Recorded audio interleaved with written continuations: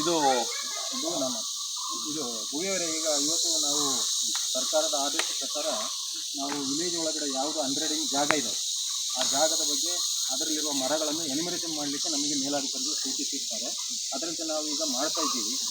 ಅದಕ್ಕೆ ನೀವೀಗ ಏನೋ ಹೇಳ್ತಿದ್ದೀರಿ, ನೀವು ತಡೆ ಮಾಡ್ತಾ ಇದ್ದೀರಾ. ಈ ಸರ್ಕಾರದ ಆದೇಶ ಪ್ರಕಾರ ನಾವು ಮಾಡ್ತಾ ಇದ್ದೀವಿ. ಇದರ ಬಗ್ಗೆ ನೀವು ಬಿಡ್ತಾ ಇಲ್ಲ ಅಂತ ಹೇಳ್ತಿದ್ದಾರೆ. ನಾವು ಈಗ ಏನು ಮಾಡಬೇಕು? ನಾವು ಮೇಲಾಧಿಕಾರಿ ಪ್ರಕಾರ ನಾವು ಮಾಡ್ತಾ ಇದ್ದೀವಿ ಸರ್. ಇದು ನಮ್ಮ ತಲತಲಾಂತರಗಳಿಂದ ನಮ್ಮ ಕೊಡಗುಲ್ಲಿ ಜಮ್ಮ ಇರೋದು ಮಾಮೂಲು. ರಾಜರ ಕಾಲದಿಂದ 4-5 ತಲೆಮಾರು 10 ತಲೆಮಾರಿಂದ ಜನಗಳು ಅದನ್ನು ರಕ್ಷಣೆ ಮಾಡ್ಕೊಂಡು ಬಂದಿದ್ದಾರೆ ಮರಗಳನ್ನ. ಇವತ್ತು ಏಕಪಕ್ಷವಾಗಿ ನಮ್ಮ ಸರ್ಕಾರ ಇವತ್ತು ಅನ್ರೆಡಿಮ್ ಜಾಗಗಳಲ್ಲಿ ಈ ಥರ ಮತ್ತು ಪ್ರಿವಿಲೇಜ್ ಜಾಗಗಳಲ್ಲಿ ಸರ್ವೆ ಮಾಡಿ ಮರಗಳನ್ನ ಈ ಥರ ತಮ್ಮ ವಶಕ್ಕೆ ತಗೊಳ್ಳೋಕ್ಕೆ ಬಂದರೆ, ನಾವು ಅದಕ್ಕೆ 100 ವರ್ಷಗಳಿಂದ ರಕ್ಷಣೆ ಮಾಡ್ಕೊಂಡಿದ್ದಕ್ಕೆ ಅದಕ್ಕೆ ಬೆಲೆ ಇರೋದಿಲ್ಲ. ನಾವು ಯಾವುದೇ ಕಾರಣಕ್ಕೂ ನನ್ನ ಜಮೀನಲ್ಲೂ ಕೂಡ ಇಲ್ಲ, ನನ್ನ ಗ್ರಾಮದಲ್ಲಿರುವ ಯಾವುದೇ ಜಮೀನಲ್ಲೂ ಕೂಡ ನಾವು ಇದನ್ನು ವಿರೋಧಿಸ್ತೀವಿ. ನಾವು ಯಾವುದೇ ಹೋರಾಟಕ್ಕೆ ನಾವು ಸಿದ್ಧ ಇದ್ದೀವಿ, ಅದನ್ನು ಬಿಟ್ಕೊಡೋದಿಲ್ಲ. ನಾವು ಈ ಮೂಲಕ ಏನು ಹೇಳ್ತಾ ಇದ್ದೀವಿ ಅಂತ ಹೇಳಿದ್ರೆ, ಈಗ ಬಂದಿರುವಂಥ ಕಾಂಗ್ರೆಸ್ ಸರ್ಕಾರ ನಮ್ಮ ಇಡೀ ರೈತರಿಗೆ ಒಂದಲ್ಲ ಒಂದು ರೀತಿ ತೊಂದರೆ ಕೊಡ್ತಾ ಉಂಟು.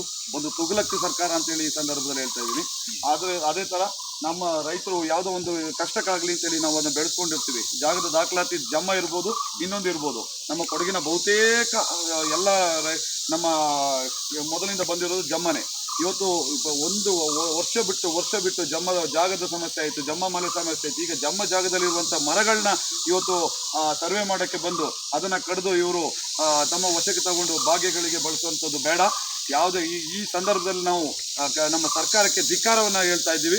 ಮತ್ತು ಸರ್ಕಾರ ಈ ಒಂದು ತುಘಲಕ್ ನೀತಿಗಳನ್ನು, ತುಘಲಕ್ ಸರ್ಕಾರದ ನೆನಪಿಸುವಂಥ ಆಡಳಿತ ಮಾಡ್ತಾ ಇದೆ. ಅದನ್ನು ನಾವು ವಿರೋಧಿಸ್ತೀವಿ. ಹಾಗೆ ಅರಣ್ಯ ಇಲಾಖೆಗೆ ಕೂಡ ನಾವು ಎಚ್ಚರಿಕೆ ಕೊಡ್ತಾ ಇದ್ದೀವಿ. ಯಾವುದೇ ಕಾರಣಕ್ಕೂ ನಮ್ಮ ಗ್ರಾಮದಲ್ಲಿ ಯಾರದೇ ಜಮೀನಲ್ಲಿ ಸರ್ವೆ ಮಾಡೋಕ್ಕೆ ನಾವು ಬಿಡೋದಿಲ್ಲ ಮರಗಳನ್ನ.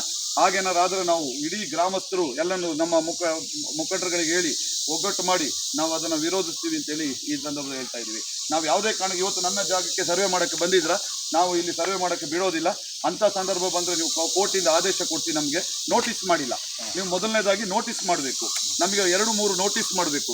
ಯಾವ ನೋಟಿಸ್ ಮಾಡಿದ್ರೆ ಏಕಪಕ್ಷವಾಗಿ ಇವತ್ತು ಬಂದುಬಿಟ್ಟು ಬೆಳಿಗ್ಗೆ 9 ನೀವು ಬಂದುಬಿಟ್ಟು ಸರ್ವೆ ಮಾಡ್ತೀವಿ ನಿಮ್ಮ ತೋಟದಲ್ಲಿರೋ ಮರ ಅಂತ ಹೇಳಿದ್ರೆ, ಇದಕ್ಕೆ ನಾವು ರೈತರು ನಾವು ಒಪ್ಕೊಳ್ಳೋದಿಲ್ಲ.